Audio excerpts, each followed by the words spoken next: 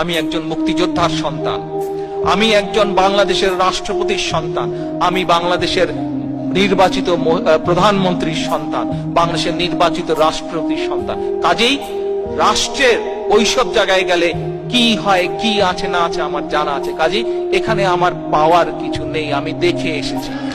আজ আজ আজ আমি আমার বাবার রেখে যাওয়া আদর্শ পালনের চেষ্টা করছি। কতটুকু সফল হয়েছে পরবর্তীকালে জাতি সেটি বিচার করবে। আমি আমার মা দেশনেত্রী খালেদা জিয়া যেই আদর্শকে সামনে রেখে মানুষের জন্য সংগ্রাম করেছেন, মানুষের জন্য কাজ করেছেন, সেটিকে সামনে রেখে রাজনীতি করার চেষ্টা করছি। কাজেই আমি ওগুলো দেখে এসেছি। ওগুলার মধ্যে আমার কোনো নতুনত্ব বলে কিছু নেই। আমার কাছে একটি চাওয়া, যে জন্য শহীদ রাষ্ট্রপতি জিয়াউর রহমান জীবন উৎসর্গ করেছেন, জীবন দিয়ে